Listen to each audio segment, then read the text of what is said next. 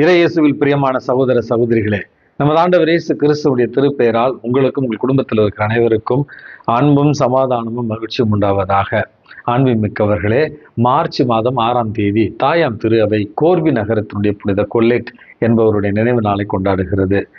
மிக்கவர்களே, இந்த புனிதையானவள் பிறந்தது பிரான்ஸ் தேசத்துல ஒரு பணக்கார குடும்பத்துல பிறந்தாலும் மிக இளைய வயதிலேயே இவர் புனிதத்துல வளர்ந்தார் என்று தான் இவருடைய வாழ்க்கை வரலாற்றில் நம்ம வாசிக்கிறோம்.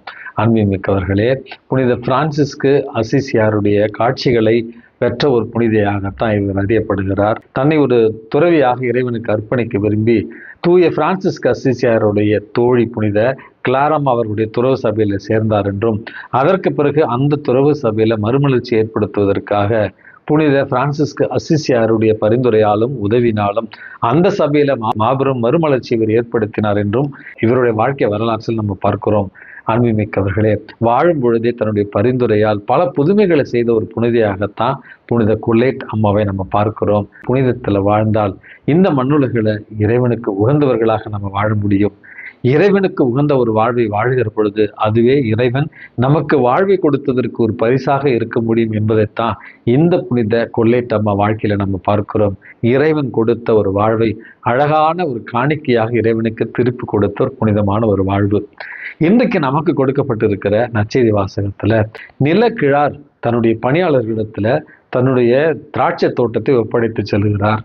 ஆனால் அந்த திராட்சை தோட்டத்துல பணி செய்கிற தொழிலாளர்கள் முதலாளியினுடைய நிலக்கிழாருடைய பணியாளர்களை அடிக்கிறார்கள், கல்லெறிகிறார்கள், கொலை செய்கிறார்கள். கடைசியில அந்த தோட்ட உரிமையாளருடைய மகனை கொலை செய்கிற அளவுக்கு கூட அவர்கள் துணிகிறார்கள்.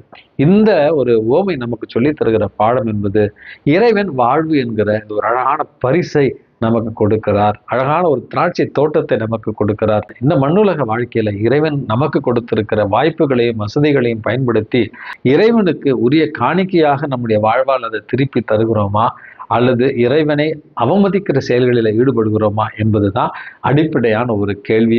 மிக்கவர்களே, அதாவது the life is God's gift to us and what we do with this life is our gift to God அப்படின்னு சொல்வார்கள். இந்த வாழ்க்கை என்பது இறைவன் நமக்கு கொடுத்திருக்கிற ஒரு கொடை. இந்த கொடையை வைத்துக்கொண்டு இந்த வாழ்க்கையில நம்ம என்ன செய்கிறோமோ அதுதான் இறைவனுக்கு நாம திருப்பி தருகிற பரிசு என்பதைத்தான் அந்த ஒரு பழமொழி நமக்கு சொல்லி தருகிறது.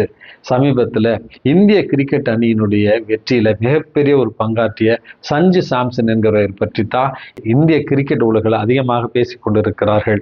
அவர் கடைசியாக விளையாடி முடிக்கிற நேரத்துல முழந்தாளிட்டு வானத்தை அண்ணார்ந்து பார்த்து இறைவனுக்கு நன்றி சொல்லி மிகப்பெரிய ஒரு அழகான சிலுவை அடையாளத்தை வரைந்து இந்த உலகம் முழுவதற்கும் ஒரு அழகான ஒரு செய்தியை கொடுத்திருக்கிறார். ஒதுக்கப்பட்டவர்கள், புறக்கணிக்கப்பட்டவர்கள், மற்றவர்களுடைய பார்வையில தரக்குறைவாக கருதப்பட்டவர்களை இறைவன் ஒருபோதும் புறக்கணிப்பதில்லை, வெறுப்பதில்லை. மாறாக இறைவன் கொடுத்திருக்கிற இந்த வாழ்க்கையில தாட்சியோடும் எளிமையோடும் கடினப்பட்டு இறைவன் கொடுத்திருக்கிற இந்த வாழ்க்கையில இறைவனுக்கு பிரமாணிக்கமாக இருக்க முயற்சி செய்தால் வெற்றி மேல் வெற்றி நமக்கு வந்து சேரும் என்பதுதான் அந்த சஞ்சு சாம்சன் என்பவருடைய வாழ்வு. மிக்கவர்களே, நம்முடைய வாழ்க்கையில கூட எவ்வளவு துன்பங்கள் வந்தாலும், வேதனைகள் வந்தாலும், தடைகள் வந்தாலும் இறைவன் கொடுத்திருக்கிற இந்த வாழ்வை அவருக்கு தகுந்த ஒரு பரிசாக மாற்றுவேன் என்கிற ஒரு எண்ணத்தோடு புனிதத்திலும் கீழ்ப்படிதலிலும் வாழ இறைவன் உங்களையும் என்னையும் தூண்டுவாராக. இல்லாமல்ல இறைவன் தந்தை, மகன், தூய ஆவி உங்களையும் உங்கள் குடும்பத்தில் இருக்கிற அனைவரையும் நிறைவாக ஆசீர்வதித்து பாதுகாத்து வழிநடத்துவாராக. ஆமேன்.